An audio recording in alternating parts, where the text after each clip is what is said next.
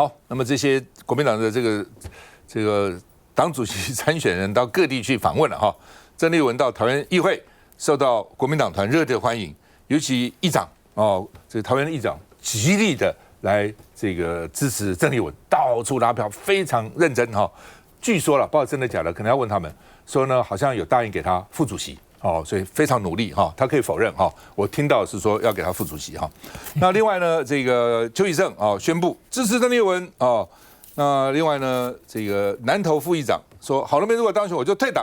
郝龙斌说不需要什么情绪哈。那另外呢，这个钟东锦当然，反正现在各有各的支持者嘛。钟东锦啊支持郝龙斌啊，然后呢这个还有好几个人了哈，我看。除了钟东锦以外，杨文科县长新竹，张胜正桃园市长，然后呢侯友宜市长是支持这个郝龙斌的哈。那桃园就很奇怪，议长支持郑丽文，市长支持郝龙斌啊。然后呢，台东县长饶庆林也支持郝龙斌。我们先看一下啊，他们到地方议会的情况。郝龙斌在台北侃侃而谈两岸政策，反观郑丽文持续拉拢地方议长系统支持。14号一早先拜访新竹，紧接着还要到桃园拜会议长邱义胜。对比郝龙斌的两岸政策，郑丽文则再提蓝白合前提。第一个现任优先啊，第二个如果没有现任的县市长候选人的话，一定是先产生我们最适合的候选人。郑丽文勤跑议会系统似乎见效，南投县副议长潘一璇开第一枪，痛批一群老人又把选举搞臭，什么又有大陆介入，若郝龙斌当选主席，就是我该退党的时候。我觉得选举完了，大家就团结一致，一致为国民党打拼。现在不必有太多情绪性的发言。首长牌对决议长牌，在最后4天的冲刺期，郝龙斌、郑丽文都力拼支持度最大化。来，这晚会怎么看？你们这个民众党怎么看国民党？我其实真的觉得已经到剩下3天了。真的蛮期待礼拜6可以看到是哪一位就是出现成为党主席，因为我觉得选到现在啊，除了前面的这个眼花缭乱，因为实在太多场什么说明会啊、辩论会，对，2天1场几乎。对，然后这礼拜从上礼拜开始哦，这个好像互相有一些就是有一点攻击的这个味道跑出来了。那我自己在看哦，就是说我昨天看到罗志强，我觉得他已经就是他的讲法很有趣，他说他自己现在是最大公约数，他觉得他自己已经当选哦。那个有趣是这样，因为他说如果要选这个稳定啊、安全的呢，就会有讲说选给这个郝龙斌跟这个罗志强啊。如果要选给年轻派、改革派，就会选给这个郑丽文，好，然后这个罗志强。所以他自己听下来，他觉得他自己已经当选了哈。所以我觉得这个剩下3天的时间，我是觉得像今天早上郝市长他召开这个记者会，特别提两岸的部分呢，我觉得他自己他做了一件事情，我觉得是蛮必要。就刚刚前面我们一段讲的哦，就是在这个两岸政策大辩论的部分，我觉得这部分确实以国民党来说，因为我看了一下最近的一次的这个有关两岸的这种民调的部分，联合报做的，我发现一件事情，他说可能会导致两岸关系这个越来越紧张的因素，前3名里面，从去年跟今年比，前1、2名是一样的，一个是这个台湾独立，第2个是民进党执政哦，但第3个是完全不一样。去年的第3名是大陆持续军事威胁，今年的第3名是民进党的大陆政策，所以我觉得身为一个国民党的主席候选人，在这个最后要投票之前，来这个好好的面对，就是说国民党的主席他应该要拟定出一个什么样子的大陆政策跟方向跟做法，我觉得这个是比较具体的，因为就像刚刚前面暐瀚也有提到嘛，这个事情好像应该几年前就应该讨论了，因为我觉得这在国民党里面是一个必要一定要去面对的一个问题啦哈，所以我觉得剩下3天，大家一定会各自去争取不同的这个地方的这个头人的支持嘛哈，因为像我们在宜兰，我一开始听到也是说议长派的，所谓议长派就是全台湾议长派都支持这个郝龙斌哦，可是看起来最近好像又有一些变化，就落到各自去。有些县市长因为过去跟这个郝市长也比较多的这个工作上的一个交流，所以会支持郝市长。所以我想大家还是在最后3天提出自己对于未来党的发展跟这个两岸政策相关的这种东西，可以越多是越好，少点口水。好吧，这个大家我讲没有这个票大概有几种了，一种是海外党员大概1万票了。那是可以事先投票的啊，可以寄来的。那当然可能是各海外党部收集寄来了。第二种呢，就是地方的这个县市长跟地方的这个实力人物，啊，这是第二种。第三种是黄复兴，第四种是一般的自主党员，大概主要这4大块。哦，那其实主要是3大块了哈，所以地方就变成大家很努力去争取的嘛哈。那当然郝龙斌会吃一个亏了哈。本来大家以为说他爸爸做过这个什么陆军总司令啊、参谋总长啊、这个国防部长，黄复兴票应该是他的，可是因为朱立伦他裁撤了黄复兴党部，所以黄复兴就很生气，就我们黄复兴哇悠久的历史，为什么把我们黄复兴裁撤掉呢？那对手这是很恶意的。把郝龙斌打成说跟朱立伦一派，郝龙斌跟朱立伦2年没见过面，朱立伦事先也没有鼓励郝龙斌选党主席，他根本没有谈这个问题，结果就把郝龙斌打成跟朱立伦这一派，所以变成黄复兴就因为恨朱立伦就恨郝龙斌。所以这一点呢，郝龙斌在这方面吃亏蛮大的。我在这边讲一次，郝龙斌跟陈泽黄复兴一点关系没有，他其实是反对的。但是现在你看这个对手的很技巧，先打说你们都是这个宫廷政治私相授受，当时还不懂，他没有私相授受。接着原来黄复兴说你们是私相授受，所以呢朱立伦的这个他们对朱立伦的抱怨就转移到郝龙斌身上，所以郝龙斌这次黄复兴蛮吃亏的哈。那地方那当然现在就争取地方了哈，除了争取地方要争取地方。台东县长饶庆林做了一个袋子，蛮有趣的，我们看一下。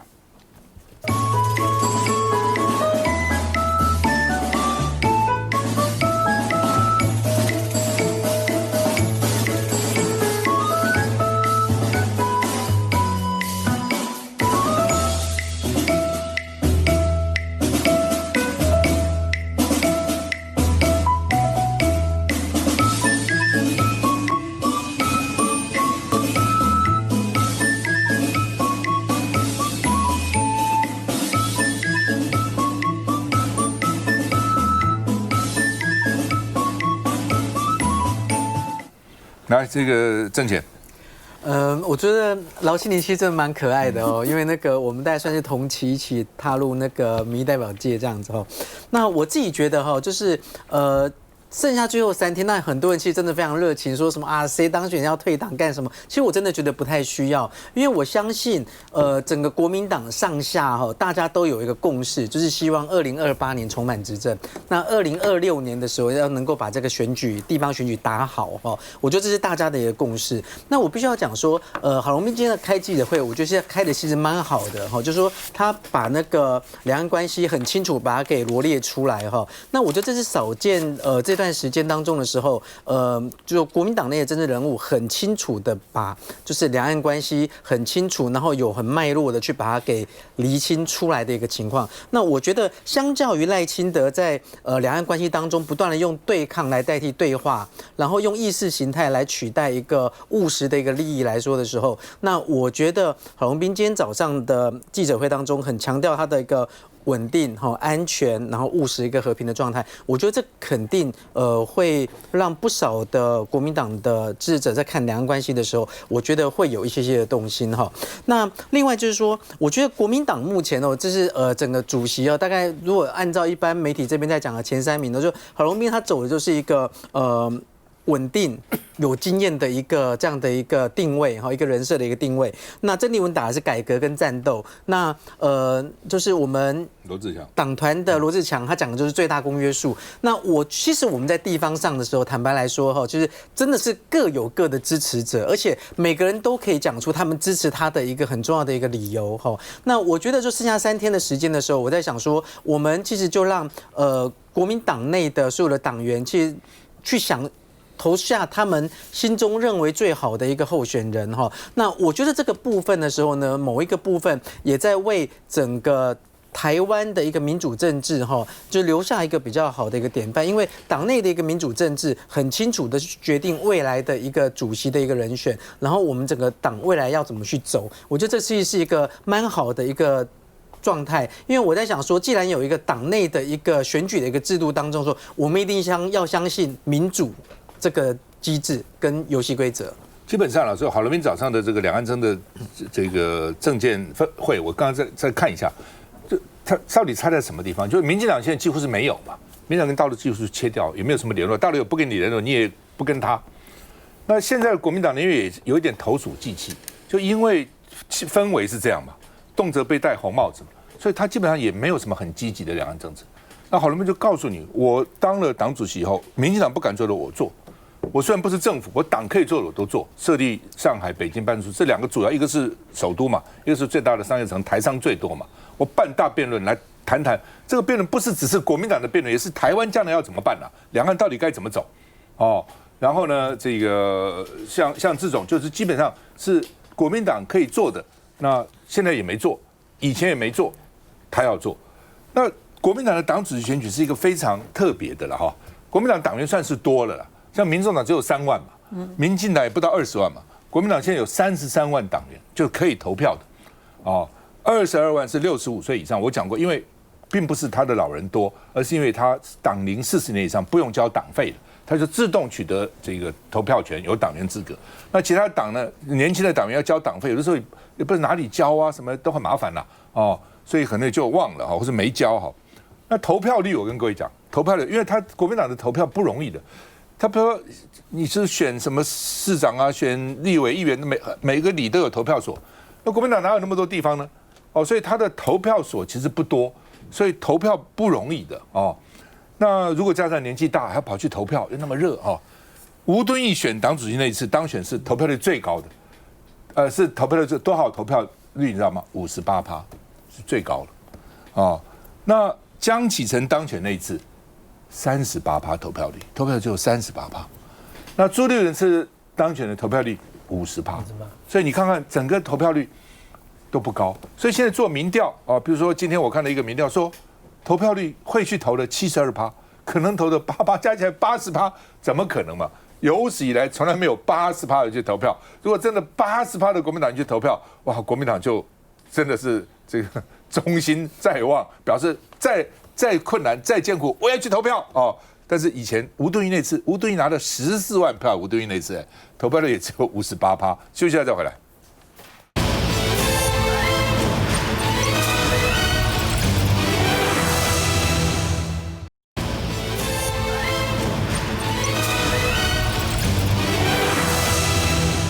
好，那么打到最后啊，就变成说所谓大厮杀。因为昨天突然卢秀燕的子弟兵叫黄建豪立委，哦，他当过议员了啊，那现在是立委。那他是说郑丽文呢从来没有赢过任何选举，哦，郑丽文有当过立委是不分区，区域立委没有选举没有赢过哈，所以呢，那本来是没大家骂来骂去，但因为是黄建豪出手，大家觉得说啊，黄建豪是为什么他受到瞩目？因为他是卢秀燕去当市长以后，他的选区是黄建豪去接的。哦，所以他被称为卢妈三子啊，有三个这个年轻的立委，三子之首，哎，他是三子之首啊，黄建豪是三子，所以他一出手，大家就觉得说，哦，这后面不是只有黄建豪，他如果卢秀燕没有同意的话，他会这样贸然出手吗？哦，如果卢秀燕反对的话，他会这样出手吗？哦，所以呢，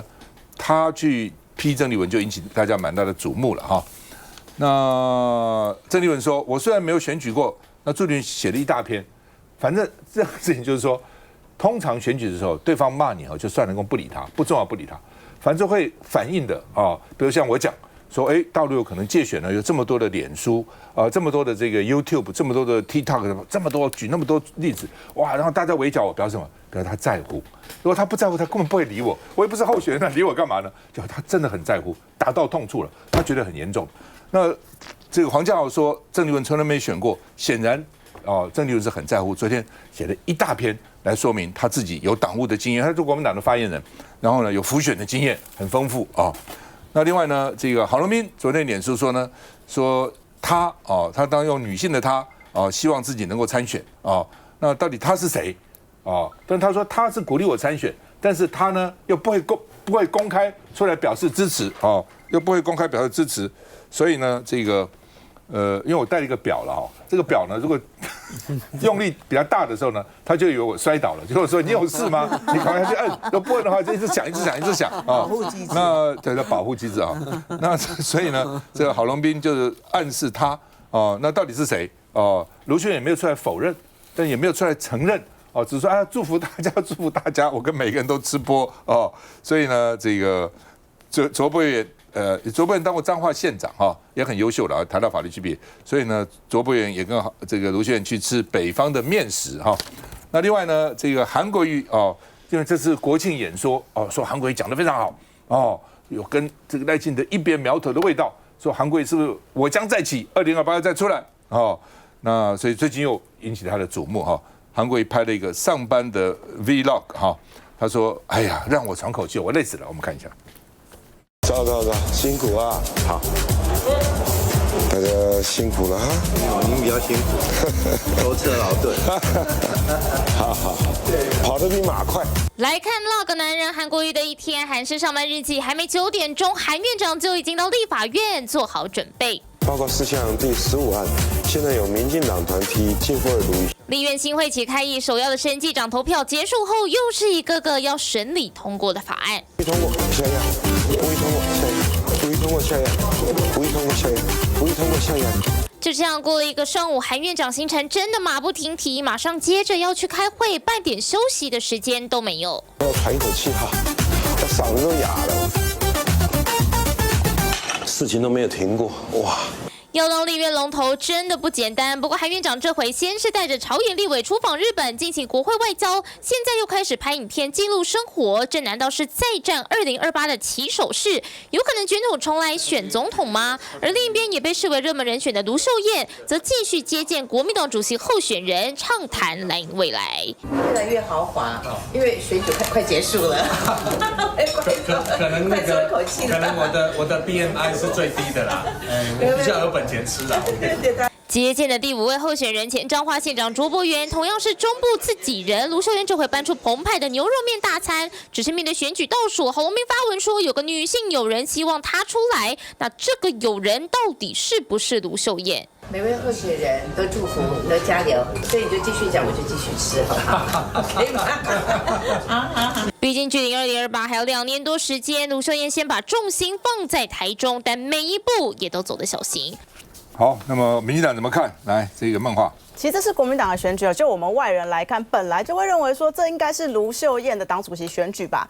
而且本来在大罢免之后呢，卢秀燕可以从从容容、游刃有余的当上党主席，然后呢就顺着来角逐2028。但是他去完澳洲之后，不知道是可能被袋鼠踢到还怎样，就忽然说不选了。那不选了之后呢，我们现在看到台面上国民党的状况就是群龙无首，那大家都要角逐。那说实在话呢，这些角逐的，我可以说他们其实都是逼咖啦。所以呢，就变成说呢，国民党现在呢闹成一团乱，都没有人知道在干嘛。说实在话，我身边有很多朋友，要不是当初卓博源去闹了那个就是辩论说没有邀请他的现场，根本就不知道原来国民党在进行这个党主席的选举。那我觉得说，在目前这种状况之下呢，当然啦，我觉得以民进党或是整个社会上的角度，会希望说国民党选出的党主席是一个比较符合社会期待的党主席。但我们看到目前的状况是怎样？其实就连赵大哥他好不容易呢，就是说出了真话，说就是中共真的有在介选的过程，连他发了一篇文说要挺郝龙斌，都被蓝营里面的支持者攻击说是在内斗蓝。我觉得在这种状况之下，那当然国民党蓝营的诸侯们、地方首长们要出来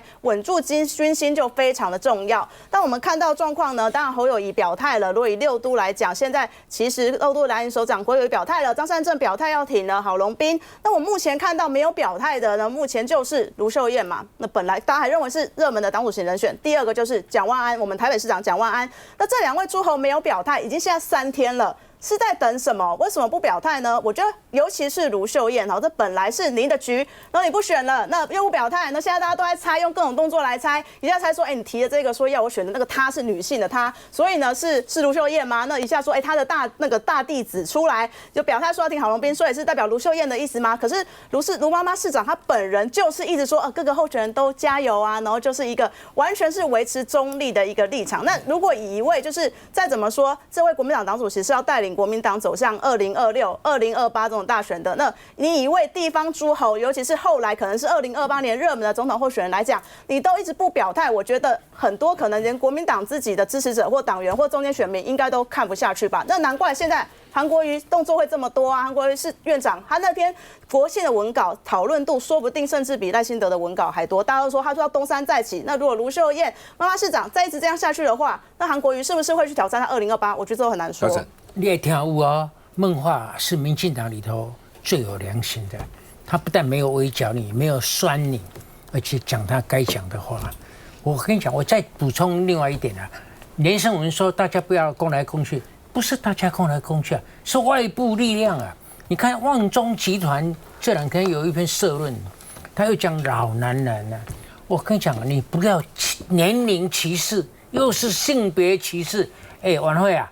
老男人是不是年龄歧视？为什么是讲个老？为什么男？难道是要小子女吗？小又紫色的女孩子吗？老男人是年龄歧视，又是性别歧视，我都有2个，其中3个我占了2个呢。那但是我现在觉得很奇怪的，就是说，注意那个郑丽文是改革派，大家支持郑丽文是为了国民党好，为了国民党改革。但是你看这些网络围剿的，你如果分析一下，是大致是一面倒的支持郑丽文的，是来自对岸啊。所以对岸也喜欢国民党好，我就想不通了，你知道吗？支持郑丽文的要国民党好，老共也希望国民党好，老共真的很爱国民党呢，对不对？老共不是要消灭国民党吗？为什么要透过支持郑丽文让国民党好起来？你想想，大家想想这个矛盾就好了。所以呢，我这还没用，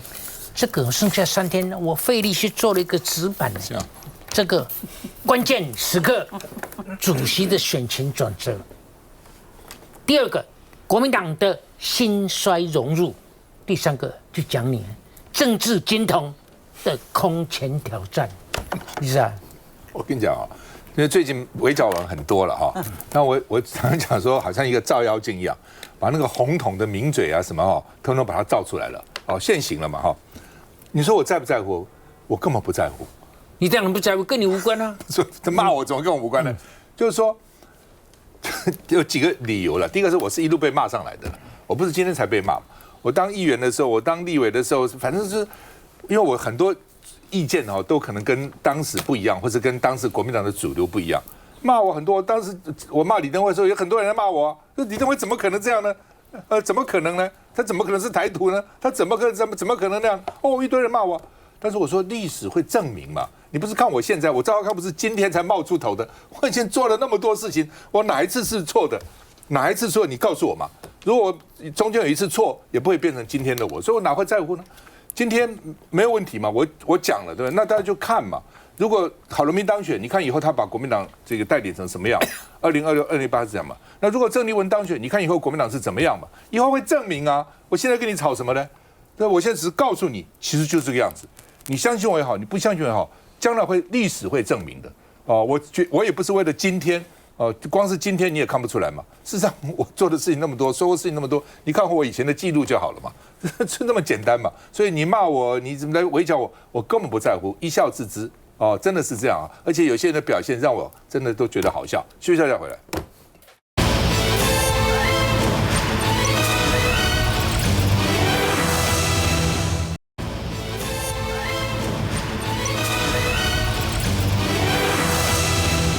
好吧，媒体说画了一个黄国昌的狗仔产业链这是说有合作的，有指挥的，有爆料的一堆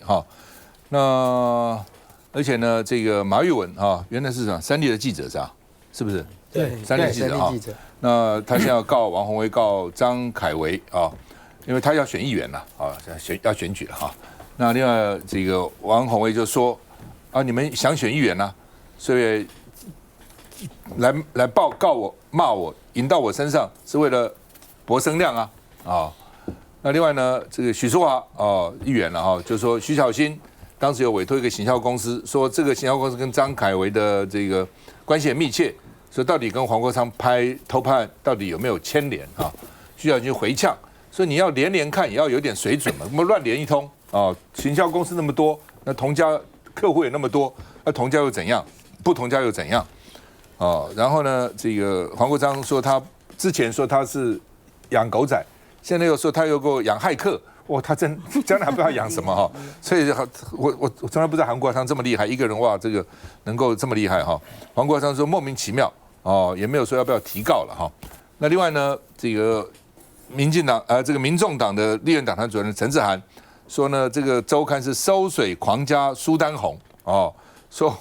黄国昌从狗仔头变成骇客总指挥哦，真的，我当时一看啊，黄国昌那么厉害啊，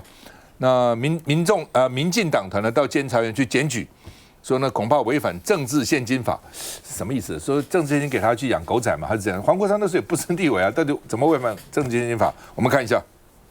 国民党立委王宏威今天到花莲光复来关心所有灾民的重建状况，不过被记者问到了办公室的张姓助理被爆料说用假提案征索贿的方式，向药品进口公司索取公关费跟顾问费等等230万元。对此，王宏威也说第一时间就已经回应了，不过他认为呢这些都是不实指控，而且他的办公室从来没有任何药厂的提案跟质询、公听会还有记者会，代表这些都是子虚乌有影射的记者会。事实上，从我本人到我们的助理，我都已经严格要求，绝对不能够做出像索贿违法的事情。那所以我在这个声明里面也非常清楚的讲到，那么这位张姓助理啊，那么我们现在就是暂时先停止他的职务，然后我们要做一些行政调查。而且呢，这个张姓助理呢，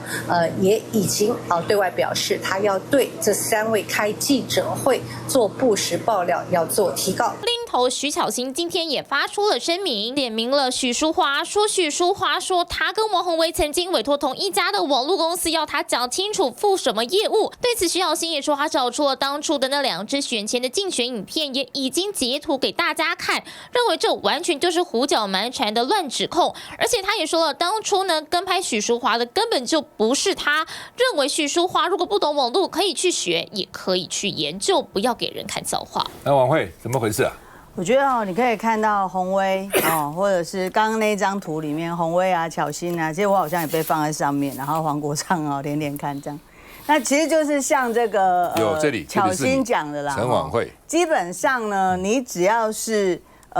拿到一个素材，他就开始这边连那边连哦。我先讲他这段时间以来就是说这个周刊对国昌的一个报道，我觉得很像让我回到去年。在这个报柯文哲的时候，真的是每个礼拜都连载。那你也可以看到，后来有很多东西也证实，就到现在其实也提不出相关的一个证据了哈。那我就来讲一下这个从狗仔头到这个所谓有骇客这件事情因为最近有个央广的这个工程师嘛，不是去改了他的这个网站的这个banner 嘛然后就被检方北检就抓去问了哈。那这个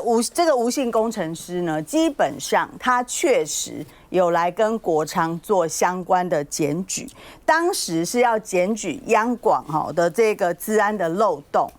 那当时呢，国昌这边呢，他请他提供相关的资料。但是这一位工程师并没有提供任何的资料。那我们其实是这样嘛，我们接到相关的，不管是这个在揭弊过程当中接到很多各方的这个资料，你一定要有凭有据嘛。大家有时候提供的资料都非常片面，或者是很多都是自己来我们的这个私讯我们，然后写一段说他觉得可能是怎样怎样怎样。可是我们不可能因为他看到了一个现象，然后就去做相关的一个揭露，所以我们通常都会跟对方要资料。那所以国昌这一次这个所谓的骇客事件的部分呢，就是这个工程师确实就是说他有来跟国昌检举过。那这样子的一个内容跟讯息呢，又来到了我们的这个北检这个检调的手中然后这个检调之后又去了这个周刊，又把它报道出来。所以就是国昌这边讲的这个张冠李戴嘛，就是刚刚前面巧芯讲的连连看 story 是他们在写。但是呢，我觉得对于周刊来说，包含这个所谓的要选举的这个相关人，他为什么要去做一个按铃申告嘛？一个是一定会有声量嘛，但是讲了泼了粪之后就跑走了，也不了了之。那后面到底谁要来查明这个相关的真相？所以就变成像宏威、巧芯跟国昌，我发现他们最近要开议了，他要忙着立法院的事情，他还要来解释这些泼粪的事情。我那遇到宏威，他还在讲那你又不说明不行啊。之前王一川不是有讲吗？只要起一个假议题，然后就等他们对方就是要来回应，回应之后我们再泼就是这样子。所以我觉得这一连串就是这个周刊到底它的报道有没有这个所谓的公信力，自在人心这个事情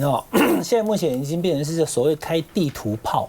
就整件事情它牵扯的太多，所以我刚刚讲的黄浩委员办公室的助理，现在目前先停职，被指控说，有去跟药商怎么样，那是一线。好，那这个有没有也同样一个什么哈，就是这样子的一个公关行销公司，然后徐巧芯委员也有去跟他一起，他说没有，你们搞错公司，这好像是乌龙，好，那又是一线。那黄国昌委员，因为周刊一直在讲。其实呢，因为都没有真相大白，大家在看的过程当中不要先下定论。因为黄国昌委员有没有在当了立委之后还去跟调查员合作或挂号叫狗仔，目前不清楚。那他当吹哨者保护协会的执行长之后，他有啊，他有去调查，看有没有什么样的前立委跟这个就是诈骗集团有没有接受供养，会不会用他的车，这个是需要去核实的嘛。第二个部分就是说，今天的进度是在于，因为先前有一个新闻，刚刚主持人在讲。央广的网页在9月的时候被换成5星旗，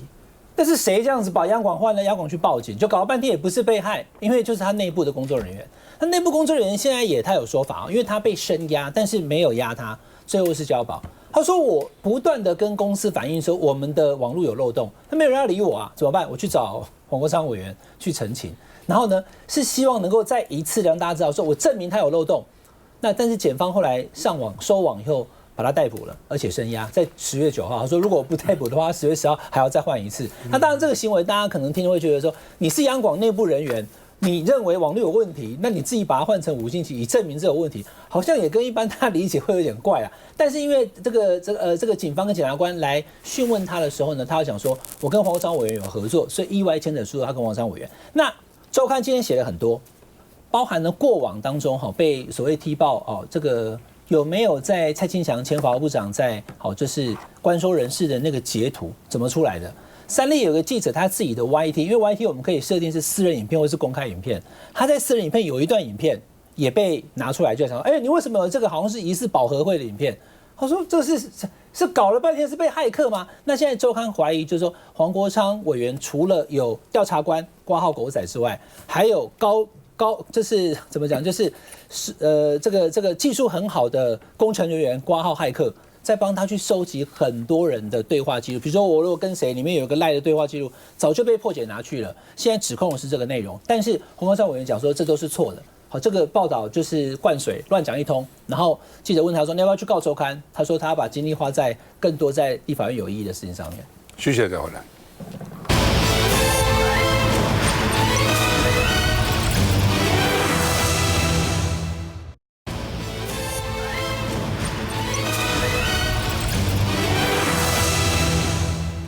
好，以前台湾呢被人家笑了叫做山也 BOT， 水也 BOT， 海也 BOT。现在我把它改一下，叫山也光电板，海也光电板，水也光电板，到处都是光电板啊！那真的是上穷碧落下黄泉哦，这个到处这个在台湾到处找光电板设光电板。那现在原来说乌山头水库上面有光电板。现在陈清辉委员发觉凤山水库也有光电板，而且说这么重要的事情为什么不要环评呢？因为环评根本没想到在水库上面、水上面还会搞这东西嘛。当时环评修法的时候、立法的时候没想到这个那这个民进党就说是韩国瑜许可凤山水库光电板，陈清辉就奇怪了是陈局招标的，启用是陈其迈啊。韩国这1年市场就被罢免了那这叫做浮动式光电了。所以经济部长说好，大家既然有疑虑，暂缓审查就是新的暂缓审查，那旧的呢，不是还继续在那个地方吗？那另外呢，立委要求水库不应该有光电板的设置，龚明鑫说现在审查全面暂缓那不过呢，这个因为陈亭妃也要求，就被骂了。陈亭妃说中央不应该再核准光电板，因为台南没有很多水库就陈亭妃的脸书超过上千个脸友去骂他所以大家都在澄清好言，你出来帮倒忙，你跟蓝白玩光电题在干嘛呢？你跟着小草起舞呢？你还是别选了，太阳能板就是没有问题，你为什么扯后腿？就台湾这个网友已经到了疯狂的地步，根本是非不分，也不能讨论。完全是政党立场你只要跟我政党立场不同，我就把你骂得臭头或是你跟我政治立场不同，我就骂你骂得臭头那经济部说呢，不影响水质，哦，说没有影响哦，因为他们说都是用水来清，用那个水库的水来清理啊。我昨天也讲，水库的水，如果说你只是灰尘在上面，水库水清大概还可以。如果上面有这个，比如说污染的东西呢，有比如说空气里面很多黏的东西，油呢，你不是水就清不掉啊，那你怎么清呢？有没有用其他的清洁剂来清呢？你规定不可是不可，没错啊。但是只要上面粘的这东西，光电板的效率就会降低啊，因为它吸收阳光能源的能量的这个效率就会低啊。那你会不会把它清？偷偷摸摸有没有清呢？谁知道呢？谁来检查呢？谁来监督呢？通通不知道哦。另外呢，这个民进党委员郭国文说，水库设置光电板推手是马英九哦，把马英九拉出来救援哈。那另外呢，这个医生苏一峰，因为他当时有说可能有清洁剂啊哈，就被人家骂，还是要告啊哈。他说呢，他说还有集体投诉到医师公会要吊销他的执照。他说我讲这跟我医术有什么关系哦？所以呢，他说我这是小虾米，快要被大金鱼弄死了哦，你们是大金鱼哈。那而且他说他个人是医生没错，他是讨论光电嘛，跟医生又有什么鬼关系呢？为什么不能讨论其他的事情呢？哦，那联医说司法调查要依规定处理哦，这我也不懂，他这跟那个什么关系哦？那另外呢，这个农业部说最新没有检出清洁剂，那有没有检查这个项目是不是你检查的项目了？我们看一下。不应该做这种事情。在地民众看着眼前的光电板哀叹，地点就在高雄的凤山水库，因为国民党立委陈金辉场勘外发现不用环评，想怎么盖就怎么盖，随即高雄市政府马上说要打脸。是在韩国瑜市长的时候审查同意凤山水库来做这个光电板的，我们不希望说市政建设的推动，那因为选举而扭曲。那我觉得这个大可不必。市长陈其迈火力全开，市府更秀出这张公文，点名是韩国瑜担任市长同意筹设许可，不过揭露的陈金辉在反击，整理出凤山水库光电板招标时间是107年为陈局任内，而109年启用是在陈其迈市长任内。民进党政府已经在高雄执政了20多年，请不要事事都推给别人。陈亭妃委员非常在意台南水库的生态等等，我也希望高雄的执政党委员可以负起责任。反咬隔壁的台南水库光电板，点名的就是民进党立委陈亭妃，因为1天前在立法院质询，要求经济部不得再核准4大水库光电执照，及要求台电跟台气电沟通顺应民意拆光电板，引起网友千则讯息灌爆，痛斥跟蓝的站在一起不会票比较多，为什么随谣言起舞扯后腿？没有问题的水质啊，以及过去有依法做的相关检验啊，甚至会有人刻意的来把它扭曲抹黑。台立委林俊宪开酸，此时怎么有人刻意抹黑？就连连日替光电业者发声的郭国文也出招。这为什么不能喝？就矿泉水啊。至于未来浮动式光电板是否环评，现在研议我们的执法里面会加入各种新的环评的纳管，但是我也必须说，我们环评的规定其实是全世界里面我们比日本还要来的严格。拿出态度，赶紧平息争议。来，郑委员，郑天兄，来那个我觉得浮动光电板这个部分的时候，其实真的是目前是一个很大的一个问题。我们在昨天的时候，刚好针对台风过后7月份台风过后之后的一个救灾在做，然后大家重点都放在整个浮动光电板这边，还有一些光电板之后所产生的一些相关的问题。那我在想说就是金辉这边特别提到凤山水库这个事情因为坦白说，陈亭妃委员他特别提到乌山头水，他关心这个部分，因为乌山头水库它上面有11.5公顷的一个那个湖面是有光电板的，这是非常的惊人然后再加上这次台风过后的时候呢，其实我们就发现就是浮动式的光电板的时候，也产生了很多的一个问题，不只是生态上面的问题，大家更关心的状态是，你光电板你不可能不清洁，你清洁的时候是不是用怎么样的方式在清洁？虽然经济部跟农业部都强调他们是用清水清洗可是很多专业的人都觉得说，光电板你光是用清水去那边清洗不干净的。可是在水库当中的时候，有些水库它就是饮水用的，有些是灌溉用的，可是这个状态来来讲的时候呢，目前其实并没有一个真正让大家都觉得被说服的一个安全的一个机制存在哈。那我这边要特别提到那个有关于金辉特别提到的一个凤山水库这个部分，它其实是在2018年的时候哦，就是经济部台电他们做的一个标案。当时这个标案当中的时候，还不只是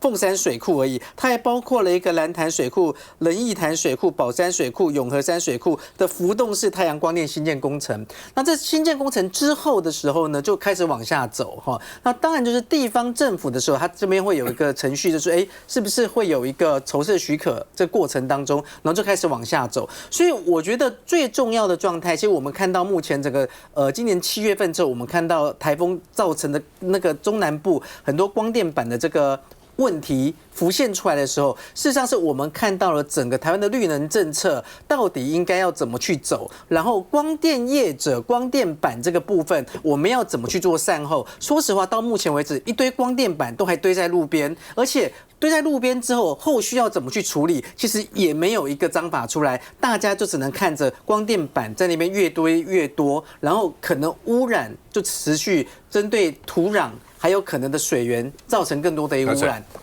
显然全国水库那么多啊，现在一个水库都被人检举，但是现在听起来回溯历史，这个是中央认可的，显然水库是可以装这个光电板的，不是吗？我觉得现在既然大家都检举了，我觉得中央要重新给大家一个交代，是可以还是不可以？因为大部分的水库都是观光地啊，这个第一件光电板给人家的感觉就拍垮加拍垮而不是其他的问题这个已经不够变成损害观光价值了。但是呢，既然现在你来一个乌山头，他来一个台南水库，好像都有问题，到底问题在哪里？到底中央是不是在这个时候不要再拖拉，给大家一个交代？不过你刚才讲陈鼎飞的这个脸书被围剿。你说南部啊，就是没有是非啊，只有不是南部，网路就是没有是非啊，只有这个派，只有党派，不对，为什么？我跟你讲，哪有党派？越往南部走，党的分际越模糊因为很多越往南部走无党籍的最多，议会里头哪一个党最大？无党籍的最大，而且这些无党籍的大部分是国民党转的。而不是民进党而且我做过一个统计这个各县市里头无党籍的百分比越高的，弊案越多。为什么他们要转成无党籍？不受党纪处分了，不受党纪处分。对，所以呢，现在到底陈鼎飞跟台南地方的党的关系他到底是跟国民党比较深，还是跟民进党不相深？这难讲，画一个大问号。你要请谢龙介来讲，不会了，他不会，国民党不会有关系的啦。因为谢龙介要选，他国民党怎么会跟他有关系呢？谢龙介要选嘛？不是，谢龙介才晓得里面的案情，好不好？那个孟华。其实我们可以知道，绿能是国家非常重要的能源政策。在2024选举的时候呢，不管是蓝绿白的政党都有提出呢，绿能要占几%的方案。那我们其实讲回来，大家会说到说绿能板这个光电把它设置在水库，其实是那时候马英九总统时代开始的。那到后续，那大家说拿马英九来救援，但其实就是一个政策的延续嘛。在马英九时代开始的这样，那后续呢，在民进党执政的时候也持续在推光电板。那到黄国瑜当高雄市长的时候呢，他核准了光电板。那如果真的光电板有问题的话，当时为什么韩国瑜他不否决呢？他其实是有一个否决权的，那地方也没否决，中央也 OK 了。所以我觉得光电板其实是整个政策推行绿能很重要的，但重点就是后续的光电板的时候，中央要用新的方法来管制，我觉得这是一个需要讨论的。水库种电其实在很多国家都有，但你要知道哪一种水库。如果是水源的水库，比如说大台北地区的翡翠水库，它就没有。但像日本的话呢，那种工业用水或者是灌溉用水它有也可能会出现一些状况，有曾经烧过。那现在就几个问题跟大家厘清，就是第一个，到底怎么清洗，有没有药水？那现在目前台南说没有嘛。那第二个，刚刚陈金惠委员那个郑正前委员讲很清楚了他可能有点搞错了，虽然是在陈菊市长的时候开始